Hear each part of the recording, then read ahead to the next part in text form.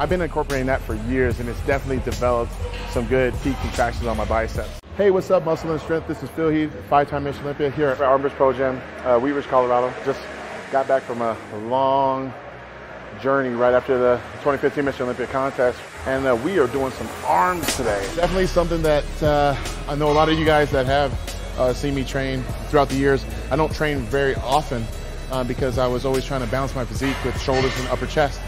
But I wanted to show you guys a little different variation of what I have done over the past few years and work on some guns, man. We just did a couple warm-up sets with single arm.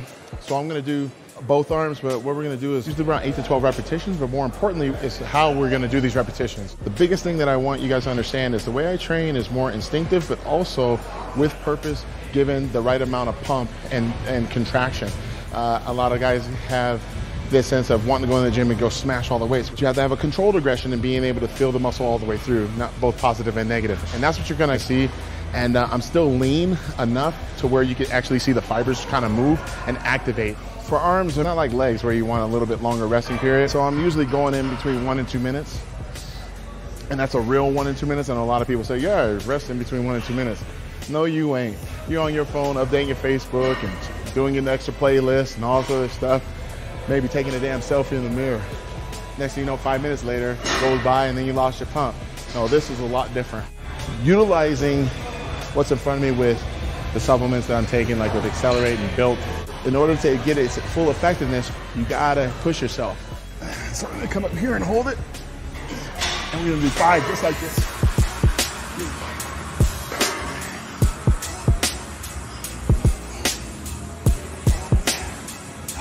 And we're gonna do 5 fast ones.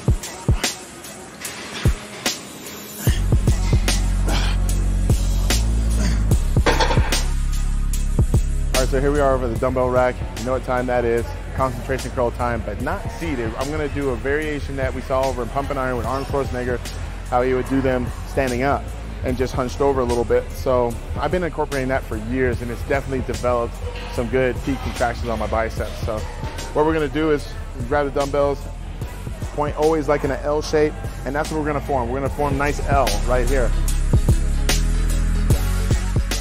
When I didn't do arms as frequent, even if I would go light on the weight, the muscles weren't being activated. So imagine doing 315 underhand barbell rolls and this is weak. You're gonna snap that. First exercise is usually where I get a couple warm-ups in, then I go straight into working sets, and then on to the next one.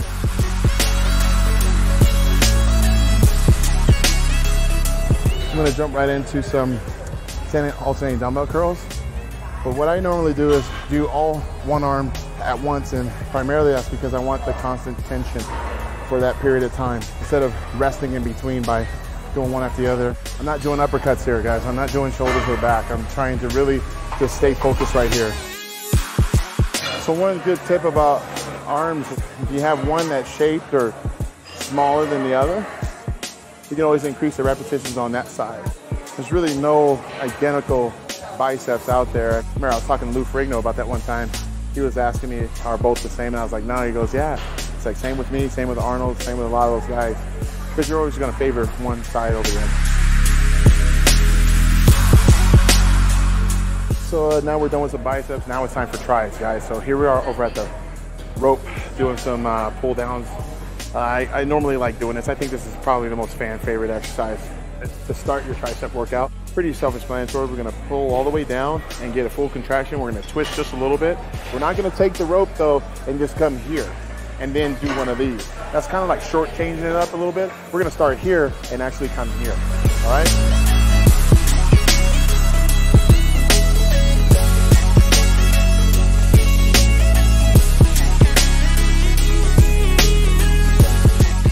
Usually isolation starts with foot placement, good balance, and where your back is against this pad.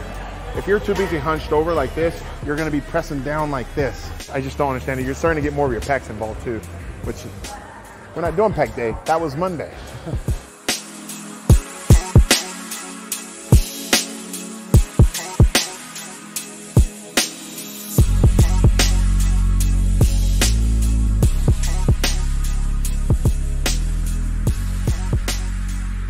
I like to throw this in normally at the end, but given the gym atmosphere tonight, I wanted to get this in the middle, and sometimes it's always good to change up the order of the actual workout that you have been doing. A lot of guys will try to change up the specific exercises, try to shock the body. Well, maybe try those same exercises you normally do on a daily basis, weekly basis, and then switch the order up. So instead of doing dips first or last, do them in the middle. That's what we're doing right here.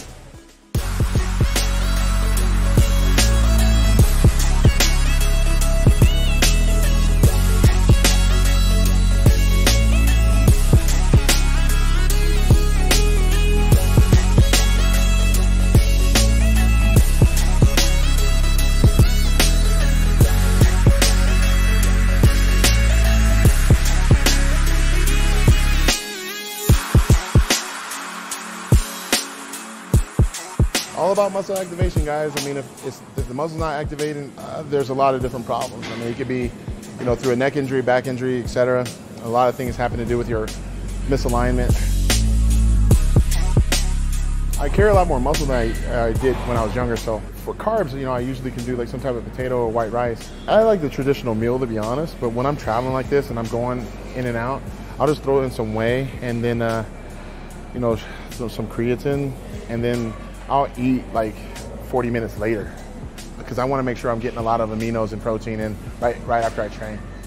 And I'd rather just eat my carbs, you know. I know a lot of guys like talk about carb powders and this and that, but I personally, at this point in time in my career, would rather get in the influx of aminos and proteins, creatine, glutamine, all that stuff, and then eat. Probably because I'm always hungry.